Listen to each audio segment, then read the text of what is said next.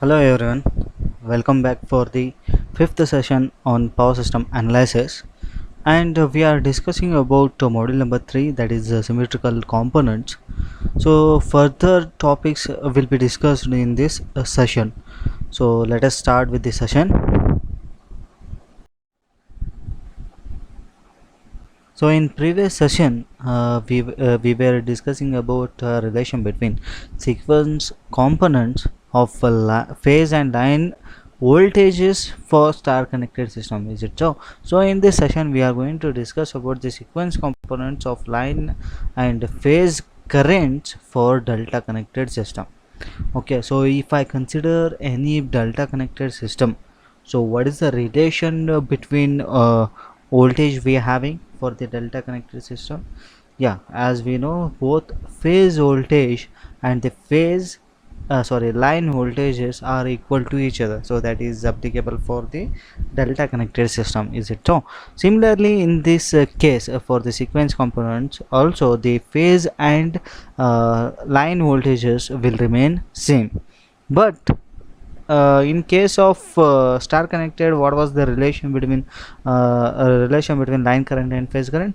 They are equal to each other. But in this case, in the case of a delta connected system, the sequence components of line currents are different as that of the sequence component of phase current. So if I consider a basic delta connected system, okay, so for the basic delta connected system, the relation between, as we know, I think you might have studied in your previous semesters about the relation between line current and phase current for the delta connected system. So for the delta connected system, the line current or phase currents are related like this, right?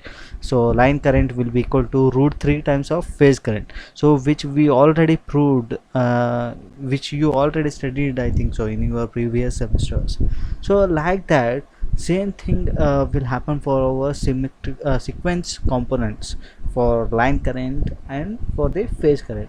So let us prove how they are related to each other. Okay, so for that reason, so let us consider a delta connected system like this.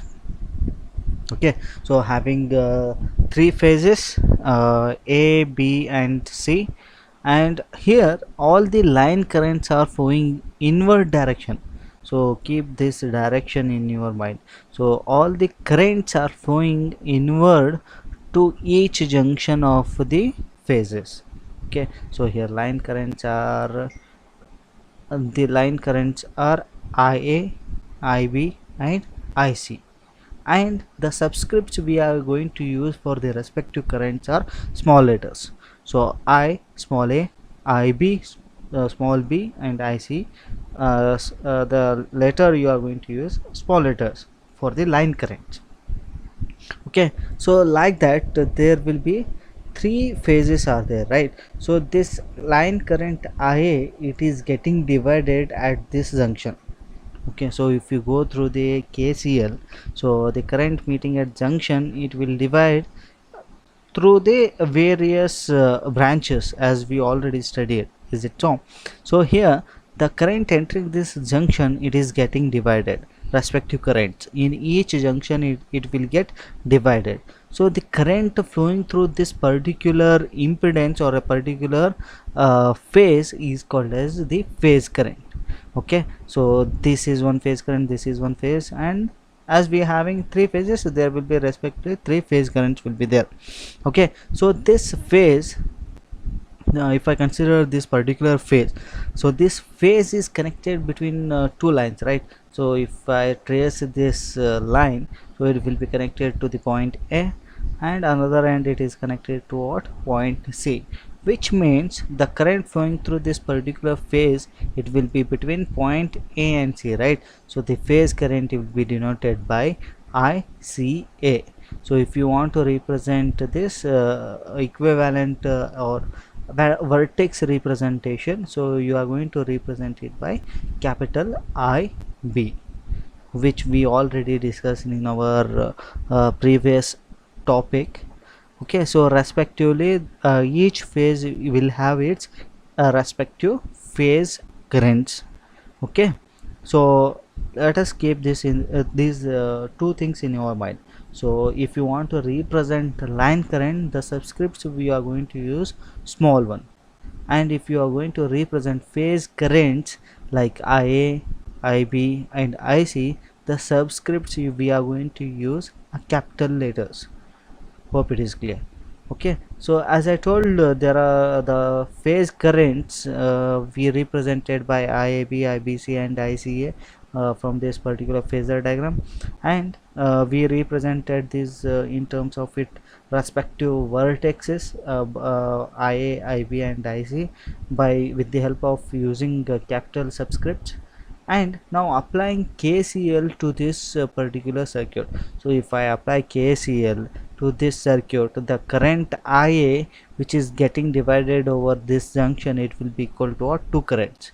Okay, so if the current is flowing inward to the junction, you are going to treat it as a negative. If it is flowing away from the junction, you are going to treat it as positive, which we already studied in case of KCL law. Okay, so if current is entering the junction, you are going to consider it as positive. If current is leaving the junction, you are going to consider it as a positive value. So according to that, the line current IA in terms of phase current, it will be equal to what? IA is equal to, so IB, the IB is nothing but your phase current which is entering the junction. So which sign you are going to use? Minus. So minus IB, and IC which is leaving the junction, so you are going to consider it as positive. So which means the line current IA is equal to the phase currents IC minus IB. Okay, now similarly let us find the line current IB now. So where is IB? Yeah, IB is over here. So this current is going to meet at this particular junction. So due to the presence of this junction, the current will get divided into two currents. As we are having two branches, so it will get divided into two currents. So those two currents are phase current IA and phase current IC. So once again we need to consider the flow of direction of these currents. So the phase current IA is flowing away from the junction, and the phase current IC is entering the junction. So if it enters the junction, you are going to use minus sign. So respectively, the line current IB will be equal to what? So as the phase current is leaving, positive sign IA, minus as the phase current IC is entering the junction, it will be minus. So IB will be equal to IA minus IC. Similarly, we can find out IC. So IC is given by what? IB minus IA. Okay, so after that, now let us find the sequence component of the line currents. So first we'll start with the positive sequence. So positive sequence line current is given by this equation. So if you go through the previous session videos, so there you are going to get you will get to know how to get this equation. So we already derived this equation in our previous session. So if you are not understanding how we got this particular equation, you can go through my various previous videos to know how we got this particular equation. Okay, so this equation is meant to find out the line current for the positive sequence. So one subscript represents what? It is meant for the positive sequence. So according to that, we need to substitute the respective line current values now over here. Okay, so as we already found the line current IA in terms of phase current, it will be equal to what? IC minus IB. So instead of writing the respective line currents, I am going to represent with the respective these phase currents over here. Okay, so what we got from our previous equations, so IA is nothing but IC minus IB plus A, and respectively IB is equal to what? IA minus IC. So IA minus IC, and IC is equal to what? IB minus IA. So now what we did, we represented these line current in terms of the phase currents. So once again I will tell, wherever the subscripts you are going to represent by the small letters, those are your line currents, and if the respective currents are represented by the capital letters, capital subscripts, you are going to call them as phase current. So in this way we are going to differentiate between the line current and phase current with the respect to subscripts. Hope it is clear now. Okay, so let us further simplify it. So as we already simplified such kind of equation for our star connected system, where we used to convert for the voltage values, right? So same like that in this case. So after simplifying we are going to get these two equation. Now let us consider take these as a common value. So let us take this entire equation as common value. So if I take this as common value, we are going to retain what? A minus a square. So a minus a square into this equation. So as we already know, for the positive sequence value which we already derived in our previous session, we are going to get the expression for this particular value. It will be equal to what? 3 times of the positive phase current value.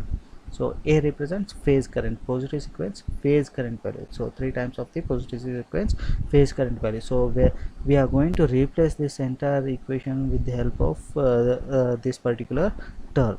And we already know a minus a square is represented by what? J into root 3. Substitute the respective terms in this above equation. So further what we are going to get? This equation. So the line current for the positive sequence, it will be equal to what? 1 by 3, 1 by 3. So a minus a square is nothing but j into root 3. So j into root 3, and this entire equation we replace with by 3 into ia1, 3 into ia1. So if you simplify it further, this 3 and this 3 will get cancelled. We are going to retain as what? The line current for the positive sequence, it will be equal to what? Root 3 times of the phase current for the positive sequence. So what is the basic relation between the line current and the phase current for the delta system we are having? So if the line current is equal to what? Root 3 times of the phase current. So once again we proved over here. But for the positive sequence, J means it is having an angle 90 degree. So it is leading with a leading angle having a 90 degree. Okay. Okay, now let us find the positive sequence component of the line current. So this is the equation which we obtained in our previous session. So directly I'm going to write this equation for the negative sequence component. So wherever the line currents are there, IA, IB and IC, so we are going to represent the respective line currents with these phase currents which we already obtained in our previous equations, right? So once again I'm going to substitute these respective phase currents in this particular equation. So after solving this equation, so we are going to get these two common terms. So I will take the common over here. So a square minus a and this equation. So as we already know, so this entire equation, it will be equal to what? 3 times of that particular component's current. So here the particular component, here we are dealing with what? Negative sequence component. So it will be the negative sequence phase current value. So 3 times of the negative sequence phase current value. And a square minus a, so the value of a square minus a is nothing but it is minus j into root 3. So now respective values we are going to substitute in this equation. So what we are going to get? 1 by 3. So a square minus a is nothing but minus j root 3, and this equation is represented by 3 into the phase current of negative sequence phase current. Okay, so if you simplify it further, so once again this 3 and this 3 will get cancelled. You are going to get the line current for the negative sequence component is equal to minus j root 3 times of the phase current for the negative sequence. Okay, so as we already know, the relation between line current and phase current is equal to what? Line current is equal to root 3 times of phase current. So if you observe over here, so there is a negative sign is over there, right? So which means it is lagging by an angle 90 degree. In case of positive sequence, it was leading by an angle 90 degree. In case of negative sequence, it will lag by an angle 90 degree. And let us finally find the zero sequence component of the line current. Okay, so now substitute this is the equation. We are going to find out the line current for the zero sequence component, which we already derived. So I'm going to take that equation directly now, and we are going to substitute these respective line currents with the phase current value. So after substituting it, if I simplify it, so we are going to get the line current for the zero sequence component. It will be equal to 0. So hope the entire derivation is clear. Similar to the line A, so whatever the values we calculated, it was for line A, right? So similarly we can calculate for the remaining two lines, for line B and line C. So the respective sequence components line currents will be like this. So for line B, positive sequence current, negative sequence current, and zero sequence current. And respectively for line C, positive sequence current, negative sequence current, and zero sequence line currents can be found out by using the similar equations from the above equations.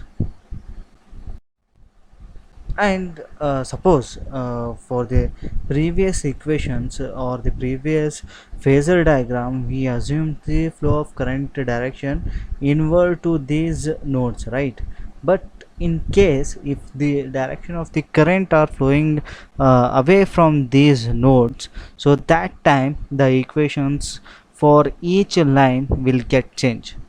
Is it clear? So for line A, the positive sequence component, earlier we obtained it as a positive value, but in this case, so it will become a negative. So which means in this case the positive sequence line current will lag by an angle 90 degree, and whereas the negative sequence or value of a particular line will lead by an angle 90 degree.